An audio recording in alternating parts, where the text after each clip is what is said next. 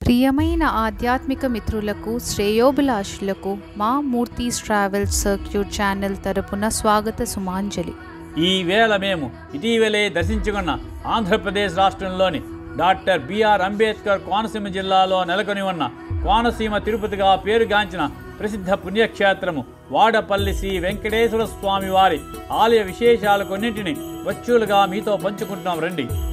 ఇచ్చటి కోనసీమ అందాల మధ్య గోదావరి నది ఒడ్డున గౌతమి పాయినందు వాడపల్లి గ్రామంలో సాక్షాత్ శ్రీ మహావిష్ణువే వెంకటేశ్వర స్వామి వారి అవతారంలో ఇక్కడ స్వయంభూగా వెలిసినట్లు స్థల పురాణం ద్వారా మనకు తెలుస్తోంది.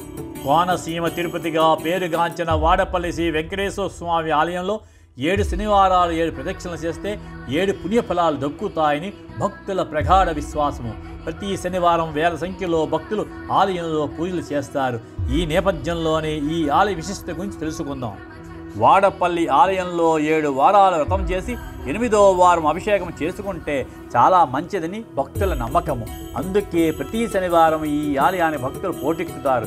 ఎంతటి కష్టాలైనా సరే స్వామివారికి 7 శనివారాలు దర్శిస్తే ఆ కష్టాలు తొలగిపోతాయని భక్తుల విశ్వాసము. అందుకే ప్రతి శనివారం ఈ ఆలయంలో 108 లేక 7 ప్రదక్షిణాలు చేసేవారి సంఖ్య వేలలో ఉంటుంది. ఇంతటి మహిమాన్వితమైన ఆలయాన్ని మనం కూడా దర్శిద్దాం, తరిద్దాం.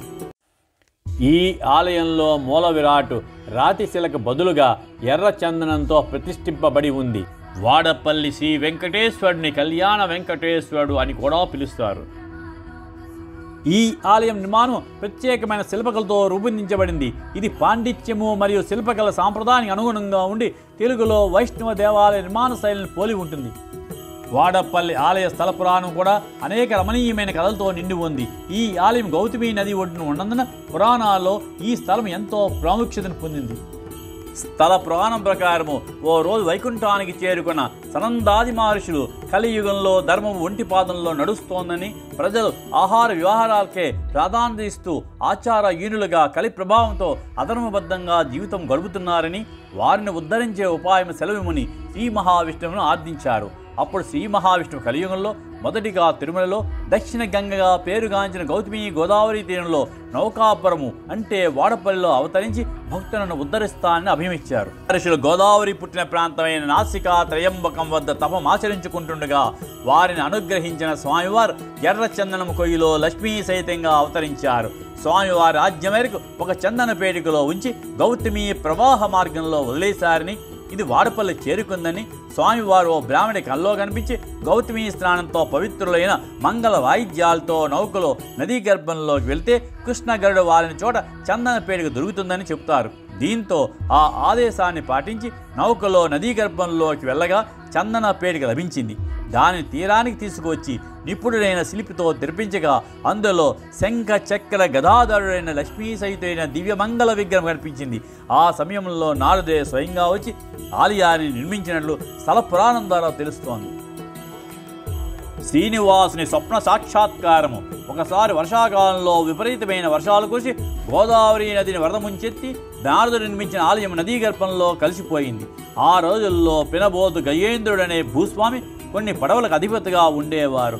ఒకసారి పెద్ద తుఫాను సంభవించడం వల్ల ఆ పడవలన్నీ సముద్రంలో కలిసిపోతాయి.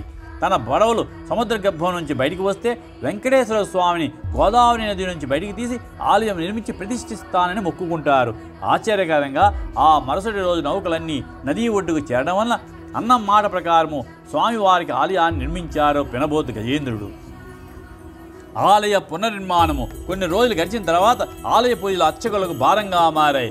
ఆ సమయంలో భక్తవరుడైన వెంకటేశ్వర స్వామి స్వయంగా పెద్దాపురం సంస్థానం రాజైన రాజా శ్రీవత్సవాయి పెమ్మ గజపతి మహారాజు కల్లో కనిపించి దైవ సేవలతో పునీతుడివై వైకుంఠం చేరుతావని పలికి అదృశ్యమవుతాడు. అప్పుడు గజపతి మహారాజు తన కలలో కనిపించిన స్వామి వాడపల్లి వెంకటేశ్వరుని గుర్తించి ఆ ఆలయంలో పూజాధికారులు ఆర్థిక భారం లేకుండా స్వామివారి నిత్య కైంకర్యాలకు 1759వ సంవత్సరంలో తన సొంత ఆస్తి 270 ఎకరాలు స్వామివారికి సమర్పించారట.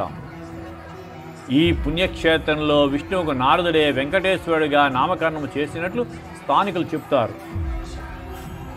పెళ్లి కాని యువతీ యువకుడు ఇక్కడ గోదా కళ్యాణం జరిపిస్తే వారికి అడ్డంకులు తొలగి త్వరితగతిన వివాహం జరుగుతుందని నమ్మకం.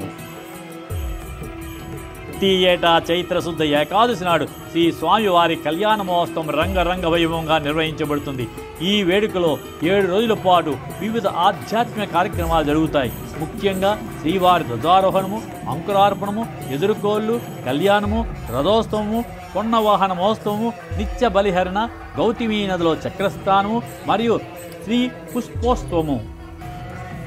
గోదావరి నదీ తీరంలో ఉన్న ఈ వాడపల్లి క్షేత్ర మహిమల గురించి ఆలయ అర్చక స్వాములు శ్రీ కండవెల్లి ఆదిత్య అనంత శ్రీనివాసాచార్యులు వారి మాటల్లో విందాము ఇప్పుడు.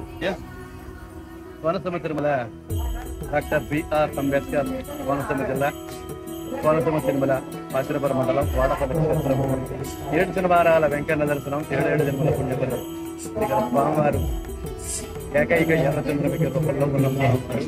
పూర్వం తనకస్థానంలో మాత్రం స్వామివారి యొక్క దర్శనార్థం చెప్పేసి ఒకసారి వైకుంఠానికి వెళ్ళి స్వామి రాబోయే దశలో కలియుగంలో మానవ మాత్రులు అరాచకాలతోటి వ్యాధులతోటి ఉంటారు, పెద్దలైందు భక్తి గురువాచి పెట్టరు, ఆచార్యహీనులు ఉంటారని చెప్పేసి ఆ మహావిష్ణువుతో విన్నపాలు వినిపించుకుంటే వారికి ఒక తరుణోపాయం చెప్పి ఈ భూలోక వాసి లేక వారి పాపపుణ్యాలు పోగొట్టడం కోసం కలియుగంలో 4 చోట్ల వెలుస్తా అని చెప్పేసి 3 చోట్ల శ్రావిక రూపంలో ఒకటేమో ఎర్రచందన విగ్రహం గౌతమి తీరాన నౌకాపురం చేసే గ్రామంలో వెలుస్తుంటే ఈ వాడపల్లి క్షేత్రం పేరు పూర్వనామధేయం, నౌకాపురం చెప్పిన నామధేయం. నౌక అంటే వాడ ఓ అల్లా వాయింది వాడపల్లి క్షేత్రం కింద ఏర్పడింది. ఈ గ్రామంలో వెలుస్తాంటే ఈ స్వామి ఏం చేస్తున్నాడు, ముందుగానే అవతారం తీసుకుని నాటకాశ్రయం ఒక గోదావరి పట్టిన చోట ఎర్రచందనం అని చెప్పిస్తాను ఉత్తరపుల్లో ఒక ముత్యవంతాలు ద్వారా ఏర్పట్టుకుని దేవతలు కానీ మహాత్ములు కానీ కలియుగంలో మానవ మాతృలు కానీ ఎవరూ చెక్కబడకుండా ఆ ప్రతిరూపానికి ఏం చేస్తారంటే మహా సత్యనారకంగర్యాల ప్రతి చేసి ఒక చందన వేడుకలో బడుగు పెట్టేసి నదులు వదిలిపెట్టారు.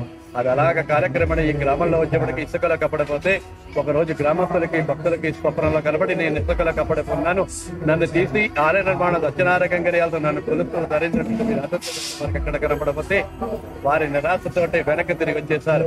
ఒకరోజు ఒక వృద్ధ బ్రాహ్మణ యొక్క కల్లో కనబడి దర్శించడం కూడా కారణం ఈ కలియుగ ప్రభావం వల్ల కలికల మట్టడం వల్ల స్నాన సంధ్యావందనాలు చెప్పిన విచారపై శుద్ధిగారాలంటే ఎంత ప్రచారం చెప్తాను తెలుసుకుని నా నిదర్శనటువంటి ఎక్కడ ఉంటే కృష్ణ గ్రంథం వారు ఉంటుందో అక్కడ ఉంటానని చెప్పేసి ఆ వారితో వెళ్ళి తవ్వే చోటగా ఒక చందనపేటగా లభించింది. ఒక యోగ్యతమైన స్వల్పశాస్త్ర గారుడితోటి ఆ పిట్టను విడిగట్టి చుడికి స్వామివారి విగ్రహం అమ్మవారి విగ్రహం బయటపడింది.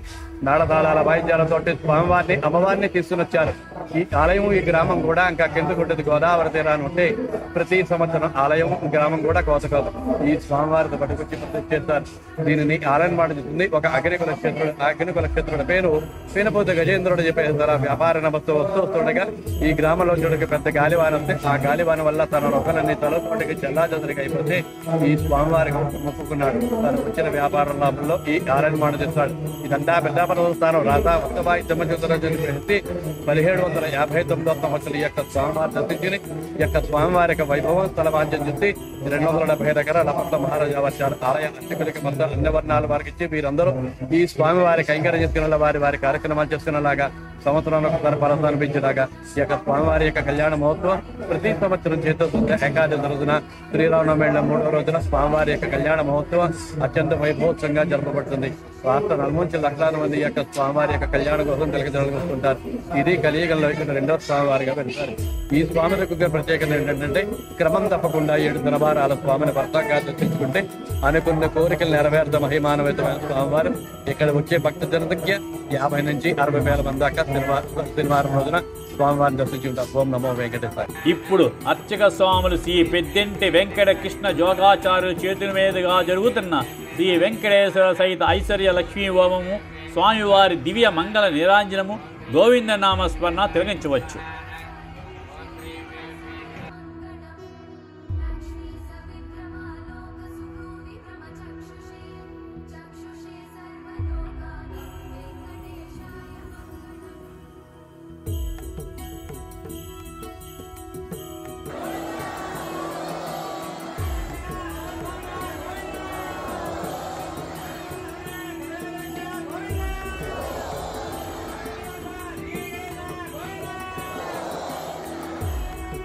ఈ ఆలయంలో స్వామివారికి కుడివైపున వేణుగోపాల స్వామివారు, ఉత్తరం వైపు అలివేలు మంగమ్మ, ఆగ్నేయంలో శ్రీ రామానుజులు, దక్షిణం వైపు అన్నపూర్ణ సమేత విశ్వేశ్వర స్వామివారు మనకు దర్శనమిస్తారు.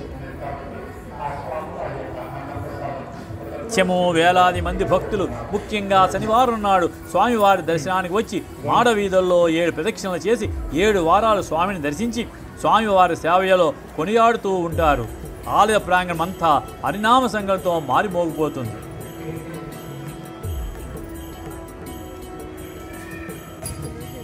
నండి 7 వారాలు వచ్చి ప్రదక్షిణ చేసుకున్నాండి. 7 ప్రదక్షిణలు చేసుకుని 7 వారాలు వచ్చి దర్శించుకున్నాను. తర్వాత అష్టోత్తరం తీసుకొని అష్టోత్తరం ఇస్తారనండి. 7 వారాలు వచ్చి ప్రదక్షిణ చేసుకున్నాండి. 7 ప్రదక్షిణలు చేసుకుని 7 వారాలు వచ్చి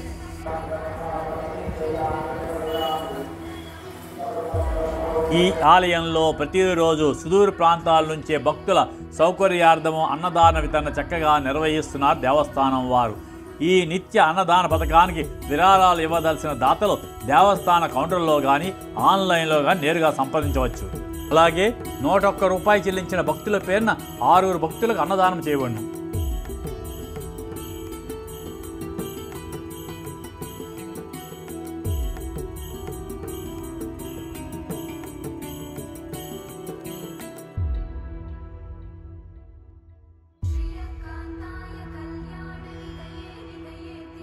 శ్రీ వెంకటేశ్వర స్వామి వారి ఉత్సవాలతో పాటు నవరాత్రి ఉత్సవాలు, సంక్రాంతి ఉత్సవాలు, శ్రీ నరసింహారాధన ఉత్సవాలు కూడా జరుపుతారు. కళ్యాణోత్సవ సందర్భంగా స్వామిని హంస, చంద్రగోళము, సూర్యగోళము, సింహము, గుర్రము, ఏనుగు, కారు, గరుడ మొదలైన అనేక వాహనాలపై కూర్చోబెట్టి వాడపల్లి గ్రామంలో ఊరేగిస్తారు. ఆలయ సమయములు ఆదివారం నుండి శుక్రవారం వరకు ఉదయం 6 గంటల నుంచి మధ్యాహ్నం 1 గంట వరకు, మరియు సాయంత్రం 4 గంటల నుంచి రాత్రి 8 గంటల వరకు. శనివారం ఉదయం 4 గంటల మధ్యాహ్నం 2 గంటల వరకు, మరియు సాయంత్రం 4 గంటల నుంచి రాత్రి 8 గంటల వరకు. దేవస్థానానికి దగ్గరలో అనేక వసతి గృహాలు అందుబాటులో ఉన్నాయి. రావులపాలెం నుండి ఈ ఆలయానికి చేరుకోవడానికి అనేక ఆర్టీసీ బస్సులు మరియు ఆటోలు అందుబాటులో ఉన్నాయి. వెంకటేశ్వర స్వామి ఆలయము రావులపాలెం పట్టణం నుండి 10 కిలోమీటర్ల దూరంలోను మరియు రాజమండ్రి నగరం నుంచి 40 కిలోమీటర్ల దూరంలోనూ ఉంది. సమీప రైల్వే స్టేషన్లు నిడదవోలు జంక్షన్ 30 కిలోమీటర్లు, తణుకు 38 కిలోమీటర్లు మరియు రాజమండ్రి 40 కిలోమీటర్ల దూరంలోనూ ఉన్నాయి. సమీప దేశీయ విమానాశ్రయం రాజమండ్రి, సమీప అంతర్జాతీయ విమానాశ్రయం విజయవాడ. ఈ అద్భుతమైన దేవాలయాన్ని సందర్శించి మీరు కూడా సర్వశక్తిమంతమైన శ్రీ వెంకటేశ్వర స్వామి ఆశీస్సులను పొందండి. వాడపల్లి సంస్థాండే బ్రహ్మాండే నాస్తికించన వెంకటేశ సమోదేవో నభూతో నభవిష్యతి. వీడియోను చివరి వరకు తిలకించి తప్పక లైక్ చేయండి, షేర్ చేయండి, సబ్స్క్రైబ్ చేయండి. పక్కనే ఉన్న బెల్ ఐకాన్ మీద ప్రెస్ చేయడం మర్చిపోవద్దు. ఇవి మా ఈనాటి సందర్శన అంశాలు. మరి ఒక అంశంతో మళ్ళీ కలుద్దాం. Thank you.